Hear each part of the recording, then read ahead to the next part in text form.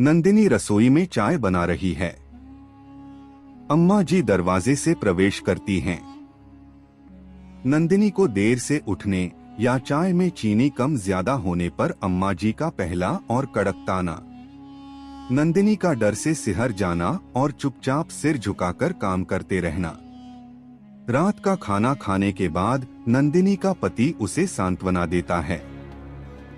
वह कहता है कि अम्मा जी का स्वभाव ऐसा ही है, पर दिल की बुरी नहीं। सरपंच अम्मा जी के घर आते हैं और आगामी गांव के भोज के लिए उनकी मशहूर खीर बनाने का आग्रह करते हैं। नंदिनी और अम्मा जी रसोई में हैं। अम्मा जी एक एक सामग्री को जांच रही हैं, चावल, दूध, मेवे।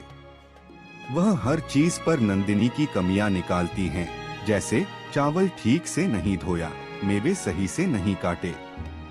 नंदिनी अपनी पुरानी अलमारी से एक छोटा छिपा हुआ डिब्बा निकालती है, जिसमें देसी खांड रखी है।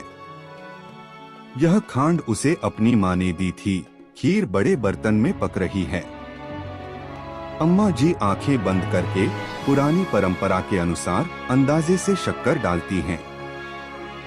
नंदिनी ध्यान से देखती है और मन ही मन गणना करती है कि शक्कर कम है।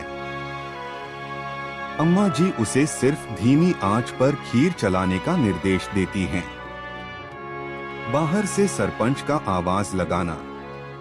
अम्मा जी झुंझलाहट में खीर से दूर जाती हैं और नंदिनी को चेतावनी देती हैं कि वह बर्तन को बस छूकर देखे और कुछ न करे।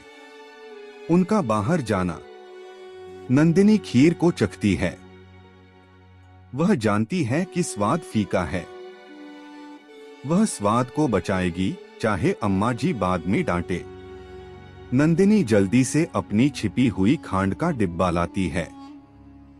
वह बर्तन के चारों ओर देखती है कि कहीं कोई देख न ले। वह एक बड़ा चम्मच खांड खीर में मिलाती है और तुरंत पूरी तरह से घुलने तक उसे तेजी से चलाती है। वह डिब्बे को वापस छुपा देती है। सरपंच और गांव के सबसे अनुभवी बुजुर्ग खीर खाते हैं। उनके चेहरे पर विस्मय और प्रसन्नता का भाव आता है कि इस बार खीर में कुछ अनोखा और शानदार स्वाद है। अम्मा जी प्रशंसा सुनकर गर्व से फूली नहीं समा रही हैं, लेकिन मन ही मन असमंजस में हैं। उन्हें पता है कि उन्होंने वही पुरानी विधि अपनाई है। घर लौटने के बाद अम्मा जी रसोई में अकेली नंदिनी को बुलाती हैं।